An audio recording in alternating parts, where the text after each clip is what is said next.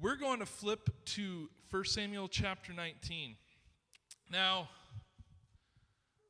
it's always possible for two things to be true at once. We are both witnessing the rise of the greatest shining star that Israel is going to have, right? Outside of Jesus, right? King David is going to be the thing that we still remember, still talk about, and still appeal to this day. King David is the icon of Israel. And we are witnessing the rise of King David, which is so cool. I love that we have the Bible and we can see this and we can see how it happened. We can see who he was, what kind of man he was, what was important to him. But at the same time, we're seeing what happens when you don't follow the path of God. See, remember when King Saul first took the kingship and he first had that authority, remember the king was to wear a copy of the word, a copy of the law around his neck. And the king was to read the law every day. Now, I've always wondered about this myself. Because the book of the law, right, Exodus, it's a big chunk, and you got Leviticus, all that law, and you got I think it's just Exodus and Leviticus have the big chunks of law. But either way, there's a lot of law. And I was like, did he literally read all of this every day, or was it just the 10 Commandments? I don't know. But either way, the point was, it was a symbol to remind King Saul that although he was the king over the nation, God was still in charge of him. That God was, in fact, the de facto leader of Israel still. Although he had a human person who was leading the nation, God was still in control. And it was God's law, it was God's rule, not Saul's rule, not Saul's ideas. These were God's. And we're going to see what happens as we continue, if you continue to allow these terrible things to fester in your heart and you don't actually properly address these problems when they begin. Starts here with Saul told his son Jonathan and all of his attendants to kill David. Why? If you remember at the end of chapter 18, David was just success after success after success. Saul was even trying to send him out on military campaigns to try and get him killed. It wasn't working. David just met with success, and not only was he winning the battles, he was winning the favor of the people, and the people loved him, and then his daughter loved him, and his son loved him, and everybody who met David loved David, except for Saul. Saul saw him as a threat. If everyone loves David, they won't love me. But Jonathan, of course, had taken a great liking to David, and he warned him, "My father Saul is looking for a chance to kill you. Be on your guard tomorrow morning. Go into hiding and stay there, and I will go out and stand with my father in the field where you are. I'll speak to him about you, and I will tell you what I find out." Again, and I've said this before, Jonathan has nothing to gain from this friendship, right? We have no reason at this point to believe that David has revealed to Jonathan that David is in fact going to be the next king, not Jonathan. As far as Jonathan knows, or as far as we know, I guess what Jonathan knows, is Jonathan is next in line to be king. He is the, what do they call it, the crown prince. He is going to be the inheritor. In fact, he has every advantage to be going against the enemies of his father, because if it's the enemy of his father, then one day it will be an enemy of his. And yet, that is not who Jonathan is. Jonathan sees what is he sees what is the right thing and the wrong thing, and despite it actually going to cause a wedge between him and his father, he would rather do the right thing than the thing that would be most advantageous to him. And the reason I love this is because we see this is a good man. Jonathan is a good man, and he's willing to do the right thing despite all the advantages going in the opposite direction.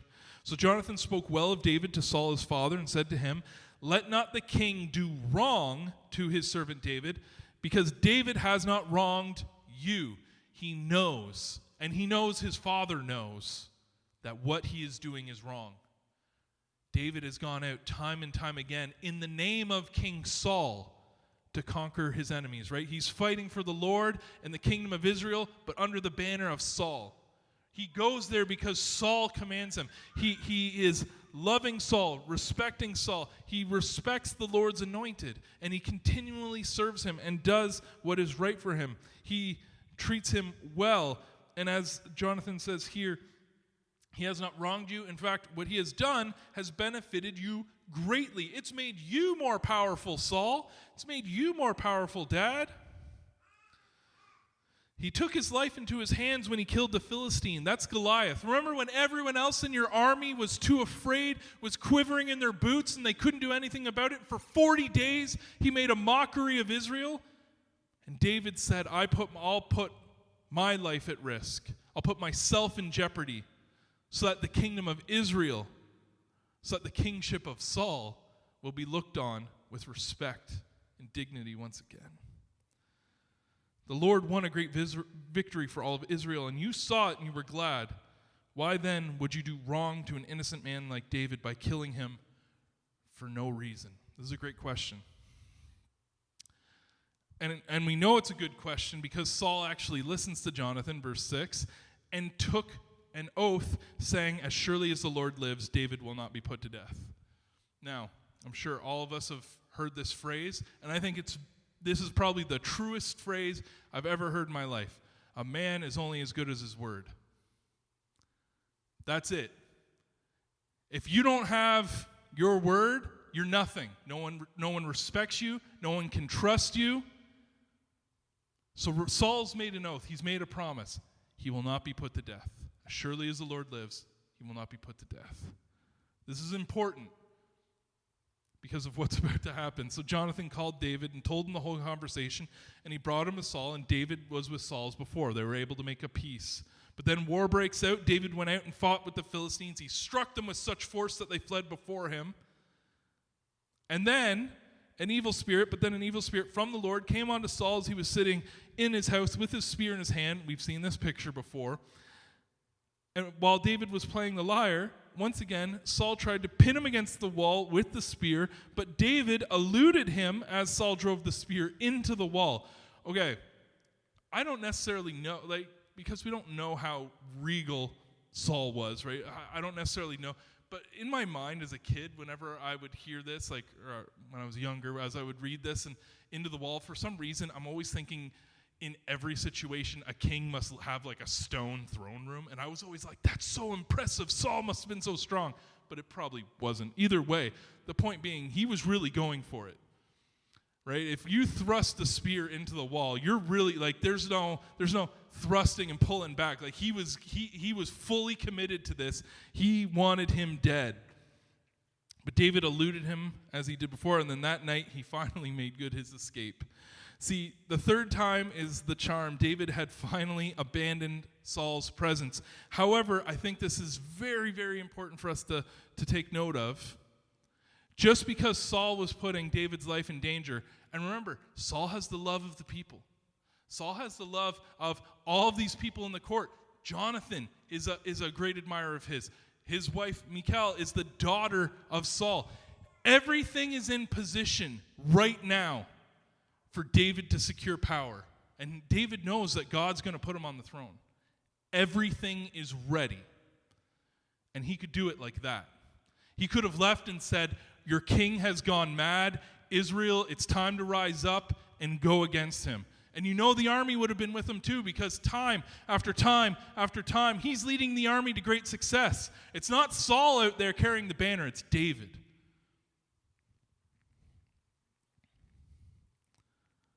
But who is David? That's not the type of man David is. He refuses to raise his hand against the Lord's anointed. He recognizes a man is only as good as his word. And if he says that this is how I'm going to be, this is how I'm going to behave, these are the things that I'm going to think are important, then he's going to live it through no matter how difficult this gets. See, Saul, and the reason I wanted to bring that up, the whole man's only as good as his worth, he made an oath, as surely as the Lord lives, David will not be put to death. That was in verse 6. By the time we make it to verse 11, it says, then Saul sent men to David's house to watch it and kill him in the morning. He's lost it. He is so full of rage and hate, bitterness. He's just so full of poison right now. He doesn't even, I wonder if you would even recognize the two men if they were standing side by side. Young Saul, the man who was chosen, the tall, handsome man who stood apart from all others, who was selected to be the Lord's anointed. He versus this man who's standing here now. But it says, Michal, David's wife, warned him, if you don't run for your life tonight, tomorrow you will be killed. So Michal let David, these two pages keep sticking together, let David down through a window, and he fled and escaped. And then Michal took an idol, laid it in the bed, covered it with a garment, and put some goat's hair at the head. Now, I wanted to address this real quick. He took an idol. Wait a minute, they had an idol present in the building? What is an idol? An idol is something that bears the likeness of something else, right? So often when we read in the Ten Commandments, we're not supposed to have idols. The point of that is we're not supposed to have something that's meant to bear the likeness of God or any other gods. And this is of course the issue, is that when we have these things, we begin to worship them. We begin to give our adoration.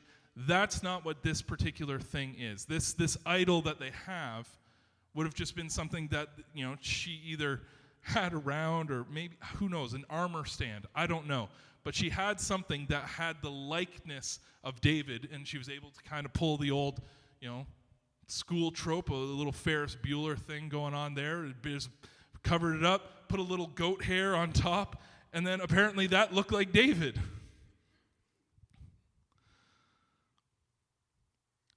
When Saul sent the men to capture David, Michal said, well, he is ill. Come back later. No, he's sick. Then Saul sent the men back to see David and told them, bring him up to me in his bed that I may kill him. Saul doesn't just want him dead. He wants to do it himself, okay? This is how you know he's well off the apple cart now. He's off the apple cart and left a few K back. But when the men entered, there was, of course, the idol in the bed, and at the head was some goat's hair. So Saul said to Michal, why did you deceive me like this and send my enemy away so that he escaped? And Michal told him, he said to me, let me get away. Why should I kill you? Now, for this one, I always kind of wondered, wait, did she lie? Or maybe there's actually some truth to this. Maybe David and her conspired before he left and said, okay, look, say this to your father, that I was going to harm you unless this happened, blah, blah, blah. Okay, whatever. Oh, I love you, David. Okay, I love you too, bye. And then they just ran away. But I always wonder about this, because she never kind of gets rebuked for this or anything like this. And I think that's because we see the Lord gets people to do things like this quite often in the Bible, that sometimes there are things, it's not necessarily, anyway. That's a whole other thing that maybe we can get into another day. But I just thought that was a really interesting moment for Michal. But then it says, when David had fled and made his escape, he went to Samuel at Ramah. And again, I think this says something, again, too. Who could Samuel have gone to? Maybe the general of the army, right? Someone that he was close with. Could he have run off away to the land of his enemies where Saul wouldn't dare to approach him? Could he have run off to his family? But no, that's not where Saul goes. Where does Saul go? He goes to the man of God. Why? Because he doesn't seek anyone else. He's like, what would God have me do? I need God's help in this moment. Not any mere mortal, not any person. I'm not going to try and do it on my own. I need God. And I need God to help me in this moment. And he told him, Samuel, all that Saul had done to him. And then he and Samuel went to Naioth and stayed there. So then word came to Saul, David's at Naioth at Ramah. And so he sent men to capture him. But when they saw a group of prophets prophesying with Samuel standing there as their leader, the Spirit of God came on Saul's men, and they also prophesied. I love this. They just got into the presence of the Lord. And then God is sovereign. God will have his way. They were there on murderous intent, and suddenly they began to speak for God. By the way, this is why I said last week that I wasn't at all convinced about the arguments that when Saul was prophesying, that was something else. It was just him ranting and raving. It doesn't necessarily, this is the same word, the exact same word. You look at the Hebrew manuscripts, this is the same word. These prophets who are prophesying, this is the same word that's being used right here. They're speaking for God. They're giving out these messages from God.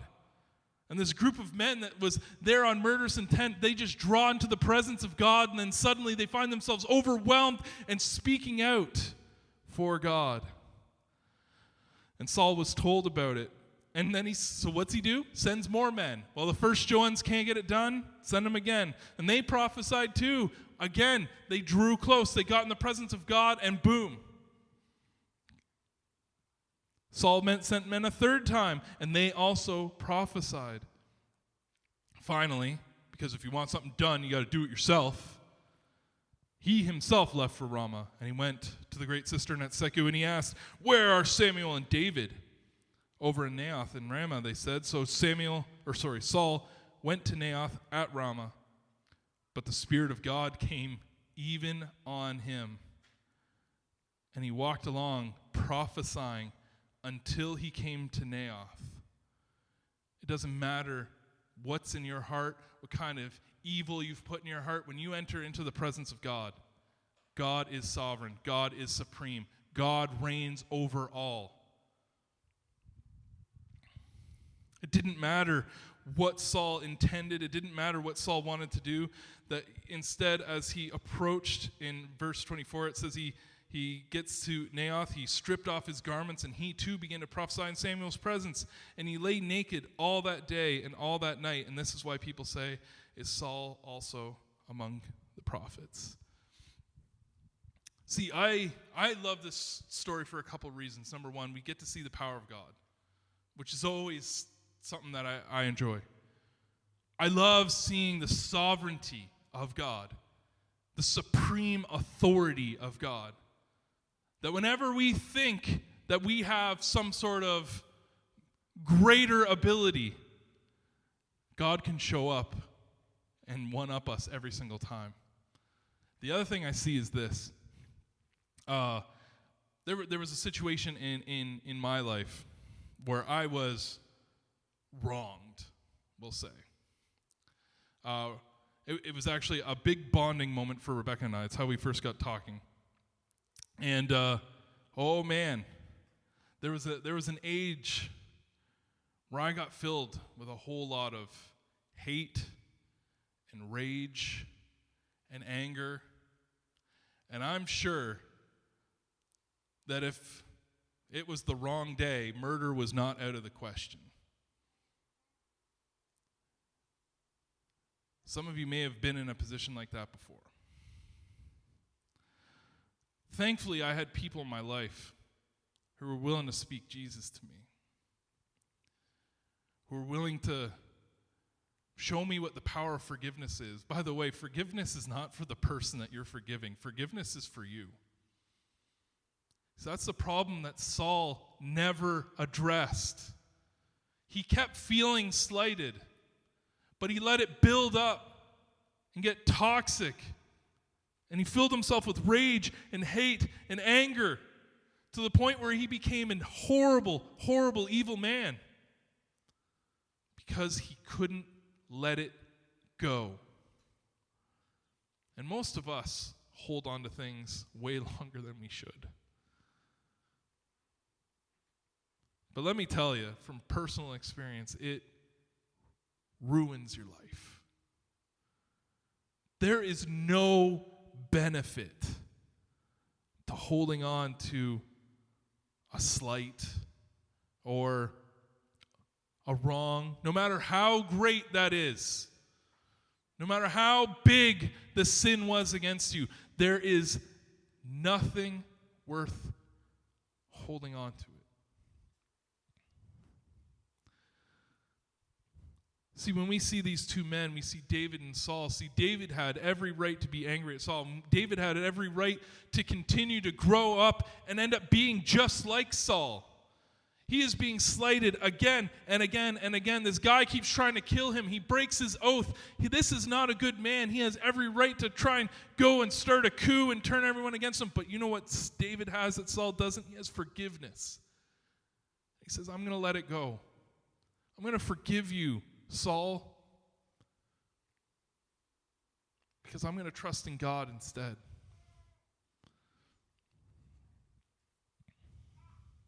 See, Saul ends up in a downhill spiral because either he wouldn't or couldn't self-reflect and recognize what he was doing to himself. Maybe he just found himself in too deep and he thought, there's no way out for me now. I mean, how many times have I heard that from people? Well, I can't come to church now. How could God ever forgive me? That's you holding yourself back. That's not anyone else. That's certainly not God. We do that to ourselves sometime, where we hold on to a slight that someone gave us. We hold on to a sin that someone committed against us, and we allow it to start to corrode us and make us angry and bitter and resentful, and you just got to let it go. We got to be like David and say, I just need to seek out the presence of God. I need to be in the presence of God, bathe in the presence of God. I need to prophesy. I need to speak the words of God. I need God, not anything else. So as we go to a time of prayer, let's keep that in mind. Right? It's certainly something I want to pray for. I want to be praying for forgiveness to enter everybody, that we would all just find it that much easier to forgive. Because guess what? In concept, it sounds simple, but man, true forgiveness can sometimes be a real challenge, can't it? Right? And many of us have been in situations like that where it can be really hard to let go of something. You feel so personal or hurt so much. But it doesn't hurt that person. It doesn't affect that other person in any way, shape, or form. It only poisons you. So let's remember that as we go to a time of prayer and recognize, you know what? Yes, we need God. And what is it that we need God for? And let's offer up our prayers to Him and seek Him this morning.